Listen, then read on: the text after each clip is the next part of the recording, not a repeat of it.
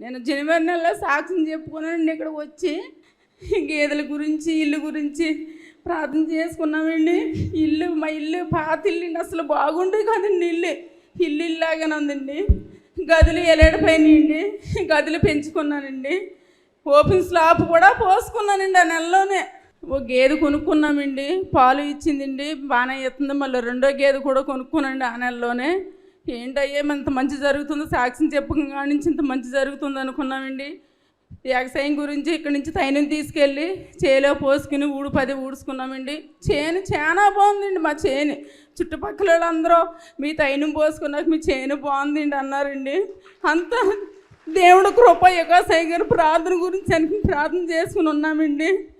ఉంటే గాలి దుమ్ము వచ్చేసిందండి.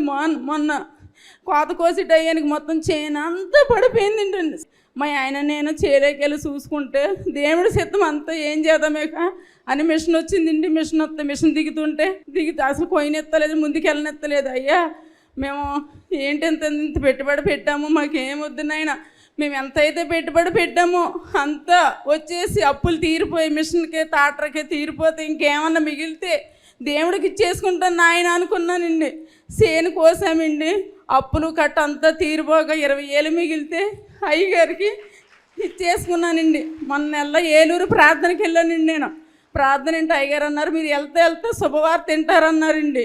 నేను అనుకుంటున్నాను ఇదేంటి ఇలాగంటున్నారు, ఒకవేళ మన ఇంటికి వచ్చేది చాలు, అయ్యగారు ప్రార్థన చేసి వెళ్తే చాలు అనుకున్నానండి. టైం పోయించుకుంటా లైన్లో వెళ్తే అమ్మ నేను మీ ఇంటికి వస్తున్నానమ్మ పద అన్నారండి. ఇదేనమ్మా శుభవార్త అనుకున్నానండి. నేను తెల్లరగట్ల 3 గంటలకే ప్రార్థన చేసుకుంటానండి. యుగాసాయి గారి రూపంలో వచ్చి హల్లెలూయా అన్నారు సరండి గట్టిగా.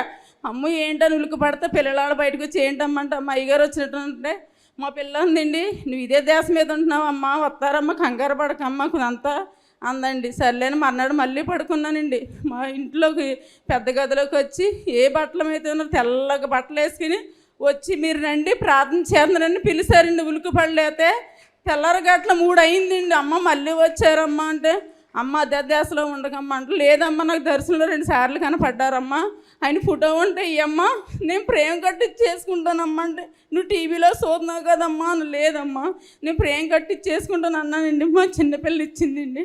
అయ్యగారి ఫోటో కట్టించేసుకున్నానండి. నేను అంతా మంచిగా జరుగుతుందండి. ఫోటో తగిలిచ్చిన కాడి నుంచి మొన్న మా ఇంటికి వచ్చి అయ్యగారు చూసి ప్రార్థన చేశారండి. ఈ చిన్న సాక్ష్యం దేవుని దీవించుగాక.